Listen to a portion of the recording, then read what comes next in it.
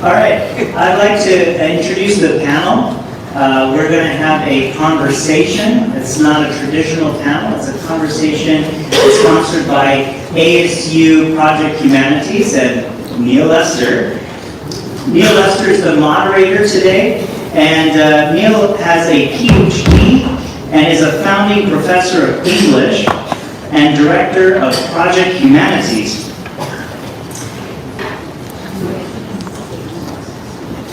Are you going to introduce the panelists, or should I? Okay, I'll do that while you're setting up. So Neil, since 1997, he's been a professor of English at Arizona State University, having taught previously at the University of Alabama and the University of Montevideo. His areas of specialization are African American literature and cultural studies. Neil earned his BA in English and was valedictorian at the State University of West Georgia. He's the first African American to receive the doctoral degree in English at Vanderbilt. He's the author and co-author and editor of 7 books. He's published, lectured, and taught extensively in the area of African American studies. He's published on African American biography and autobiographies, Black masculinity, neo-slave narratives, and much more.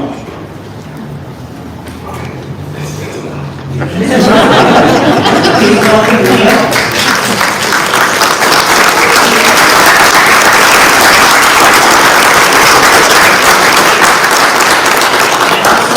Our next panelist is Paul Harasha. He's our Baha'i speaker. Paul Harasha has been professor of sociology at Mesa Community College since 2001. Paul's academic areas of interest include cultural diversity, race relations, gender issues, religious pluralism, social implications of technology, and global leadership.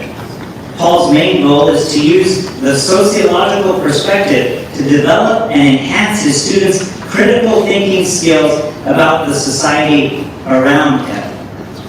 Paul was named as Professor of the Year by Mesa Chamber of Commerce in 2017, and Paul is a member of the Baha'i Faith.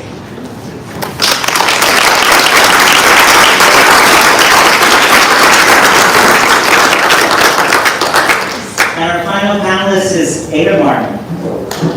Ada is a wife, mother, and educator, activist, and writer. She has spent more than 2 decades in higher education, working in administrative, managerial, instructional, and other design capacities. Before leaving to pursue other professional interests, she served as the senior instructional designer at Arizona State University's W.P. Carey School of Business. She was the first Afro-Latina to serve as ASU's Chicano Latino Faculty and Staff Association President.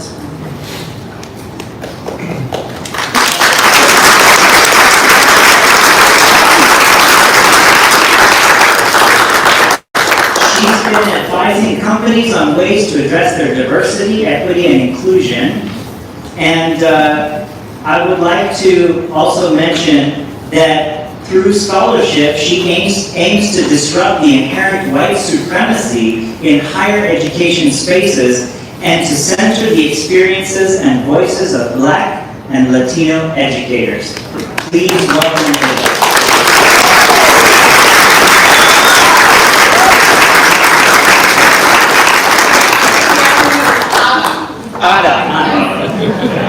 Well, good afternoon/morning. We had a wonderful conversation through music and poetry and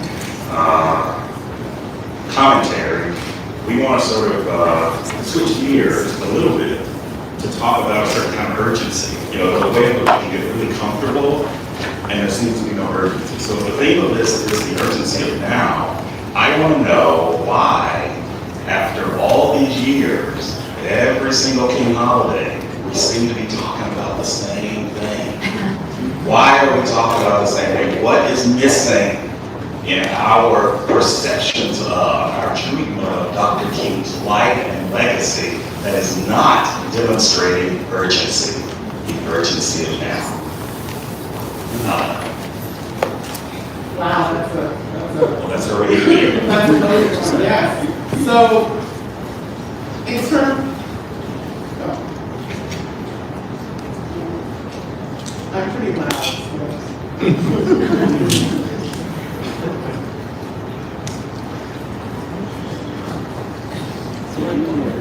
Oh, so speak out. Volume and I don't, Honestly. I'm loud, I project, so it's okay. So you remember the question? What is Yeah. there that we're not getting about that legacy that is not demonstrating the urgency of now? I mean, I think throughout Dr. King's life, he called for the urgency of the moment. And we can see that all throughout the speeches that he gave.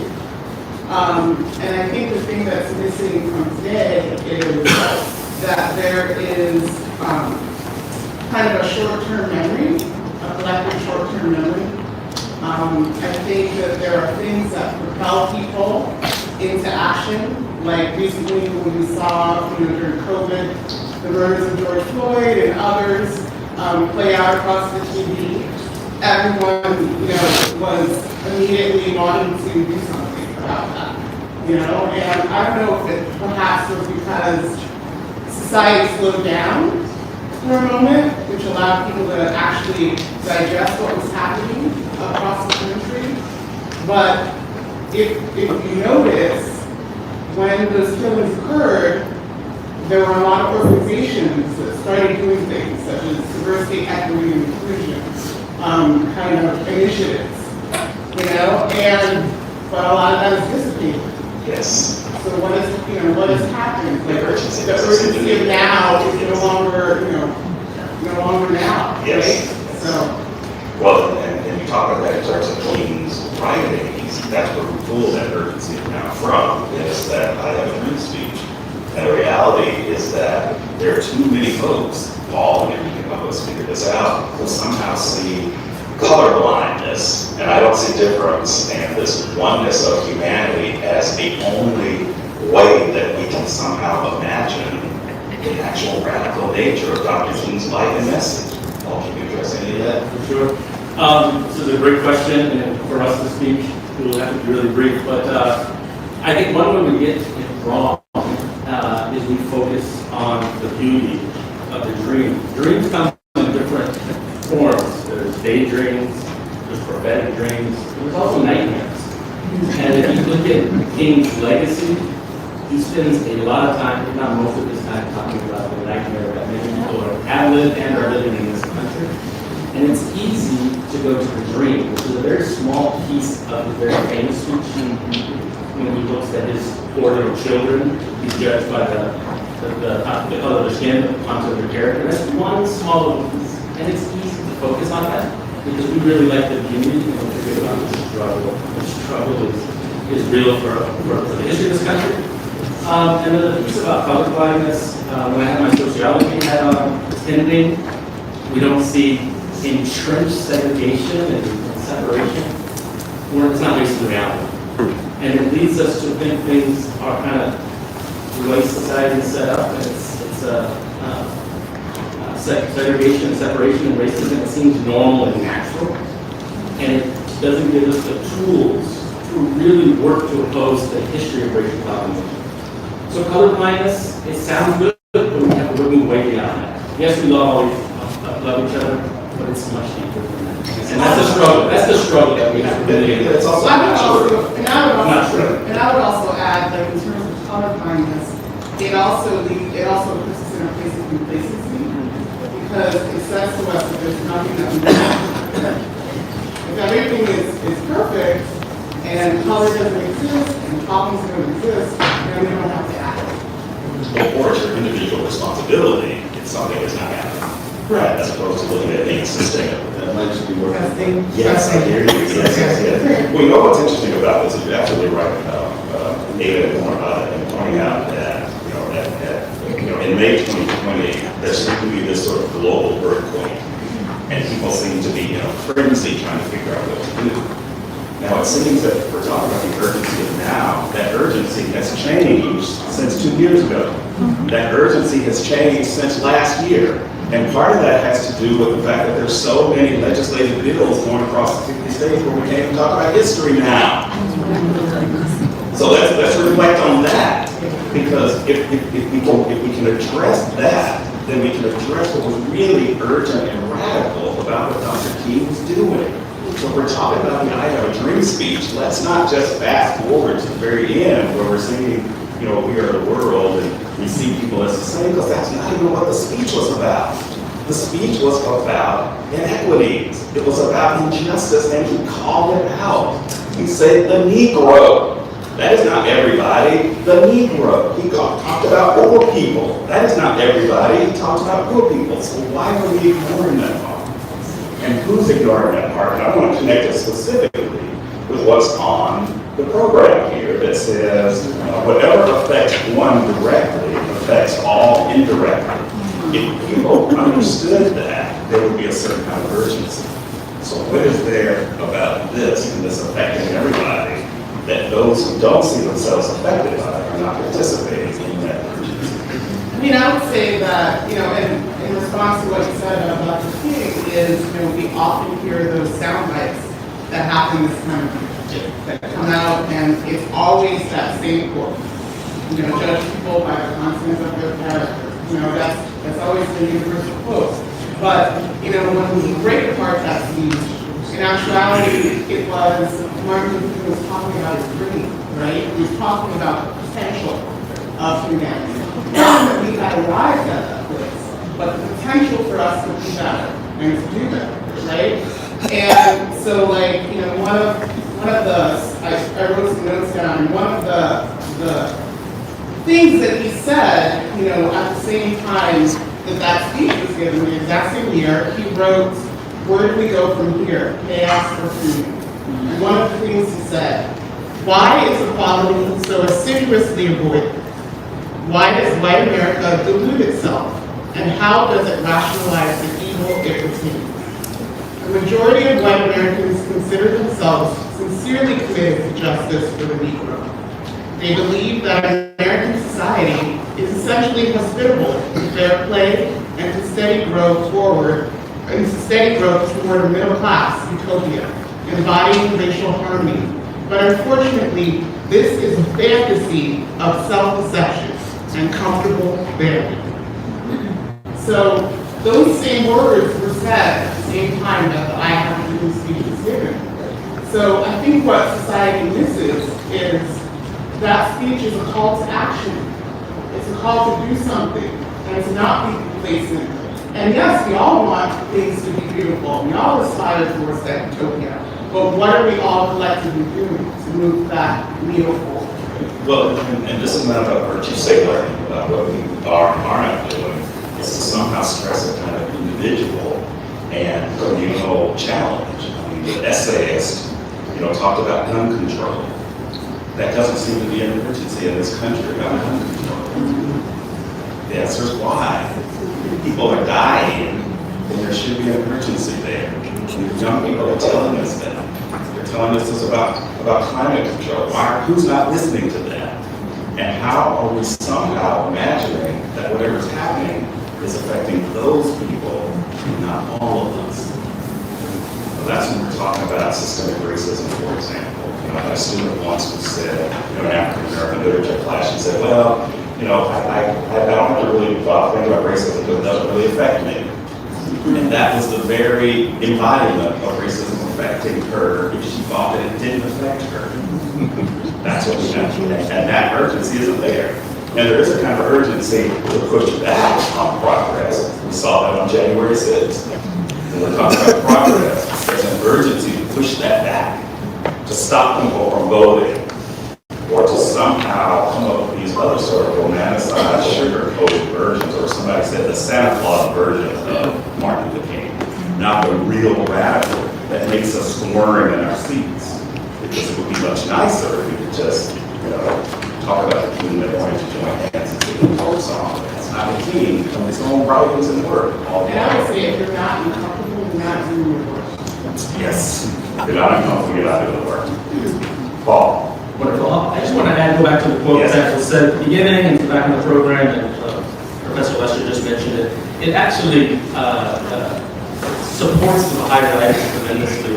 The analogy of Baha'i writings is that humanity as a whole across the world is kind of like a human body. Every part has to work together in harmony for it to be functioning. If we have an ailment in one part of our body, and as we get older, we start realizing that it impacts all parts of us. If we go to the doctor for a physical illness, and we get an X-ray or an MRI or a diagnosis, we don't go home and put it on a bumper sticker or put it on a shirt or put it on the wall. We act and we listen to the doctor's remedy, and we go back in 6 weeks and see if it's working. Racism is a cancer in the society, and it's corrosive and it's corroding. And just like a physical illness, a spiritual illness needs addressing. And the Baha'i writings address the unity and the oneness of all of us. And if one part is aching, then we all ache. And it's going to happen eventually. If we are complacent and turn our eye to poverty and segregation and all these things that the youth were talking about, I just want to give a shout out to the youth. If we ignore that because we're complacent and we have the privilege to have the luxury to ignore what's going on, eventually it will impact us just like it does the human body. We can ignore it, but it will impact us. And if we really care about ourselves and the next generation, we will act with that urgency as we would our own physical illness. Well, I'm still trying to figure out why is it so radical that we as a society try to acknowledge everyone's humanity. What's radical about that? What's radical about that? When we're trying to acknowledge everybody's humanity. And some of you may see these things that when we grab from Project Humanities, I'm plugging, there's something we call Humanity 101. And we use Dr. King's comment about, unfortunately, too much of society is comfortable with tranquility and the status quo. But true equity and equality and justice comes when you disrupt that. So compassion and empathy, forgiveness, integrity, kindness, respect, and self-reflection. What's radical about that? Why are we denying some people their humanity? What is that? And what is it that Dr. King provides as a blueprint for us to move forward and to challenge that? So here's what I'd like to add is, what are we doing now? I want each of us to take that inventory. What are we doing now to advance the life and legacy that we weren't doing last year? And what more can we do to make that dream a reality? Because we know from likes of views in the Harlem Renaissance, it says, what happens to a dream deferred? Does it do this? Does it do this? And that very last line is a question, or does it explode? Or does it explode? All we're talking is humanity of all folks. And I guess we're sort of winding down. I'm thinking of, I'll ask my panelists how to find a word. I'd like to leave this notion of, well, let me go over the future first, and I'll leave my last word. So what can we say, what can we do to sort of make sure that we are demonstrating in our own lives the urgency of that?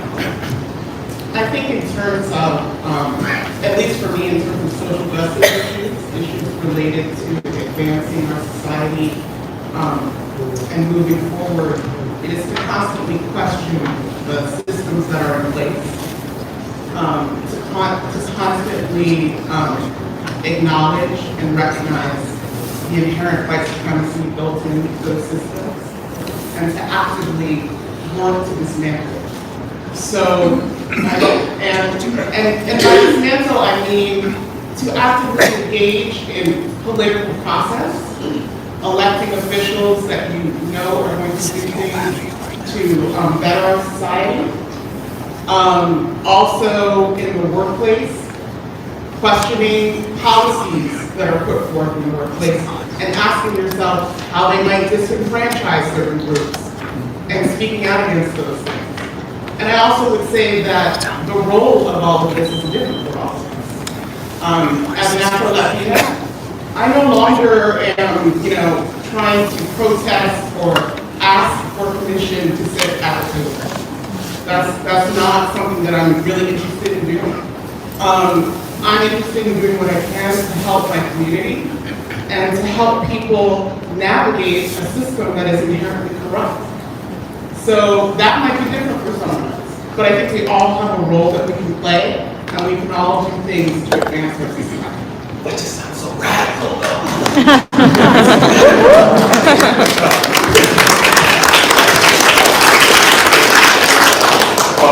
I should have went first on this. No, this is not a competition, because that's what's different about community. Community is not about competition. Community is about unity. We need to move beyond competition, collaboration, and that's what this event is about. I like what Alice said about, there's different ways to do this. You know, we all got to carry that flag in different ways, where you are in your life, and your status, your place, and all, and it changes over time. I'll try to be brief and just talk about a little bit where I'm at. I wear lots of different hats as a professor of sociology at a community college and teaching sociology. I have lots of opportunities to talk about these things. And most of my students come from humble backgrounds, and it's very diverse, and it's incredible to see their experiences and what they can contribute. So one way to listen to the youth a lot. And as a professor in higher education, all of you as mentors and leaders really talk about these things.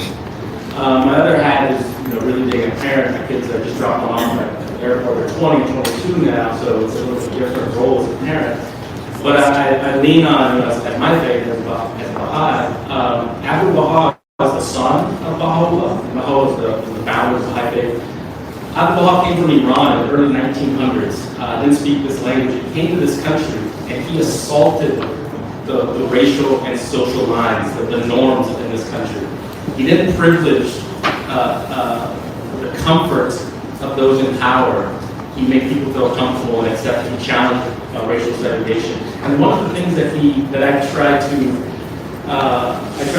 instill in my kids and my students and whatnot is he taught us and told us that the average white American, he said this in the early 1900s, so just put it in context.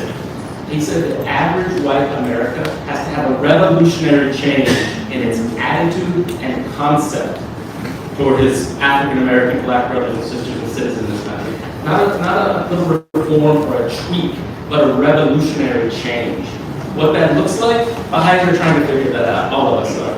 We're trying to figure out what that revolutionary change is. For me, it means, where am I going to buy my house? Where am I going to send my kids to school? What activities am I going to put my kids into? What art am I going to expose them to? Thank you, Dr. What activities? What media am I going to watch? What conversations am I going to have at the dinner table? What uncomfortable situations am I going to have? Who am I going to invite over to my house for dinner? Who am I going to allow my children to date and be friends with? To me, those are revolutionary changes in our own way, but everybody has to do it in our own way, and where we're at. Being here is a great taking your day off and being here, but it has to be more than one day. It has to be more than Black History Month. It has to be an ongoing change every day. Forgive each other, listen to each other. I thank the committee, I thank Professor Lester for having me here, meeting recently. This is just a really good opportunity for us to have this dialogue and discourse, but it goes outside those doors. And you all know that, we all know that, but thank you for listening. And the idea here is on the point.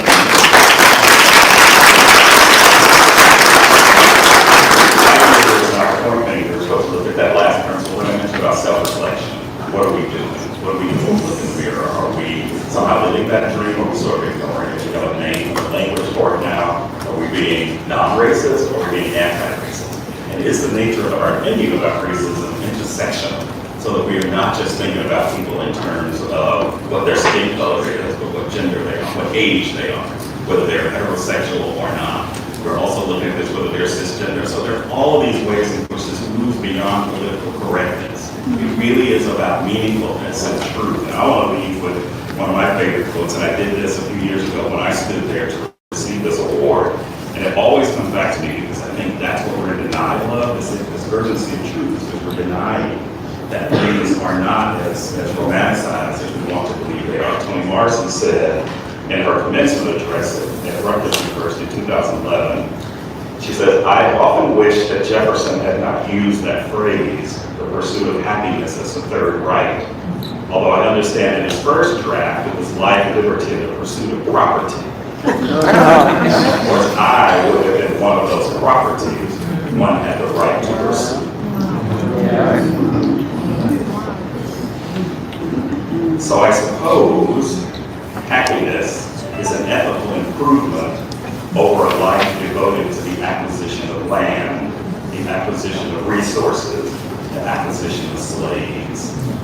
still, she says, I would rather he have written life, liberty, and the pursuit of meaningfulness, or integrity, or truth. And that's what we want to challenge you today, is where is that truth about King's legacy? To what extent are we perpetuating untruths and romanticizing and sugarcoating a dream that is still deferred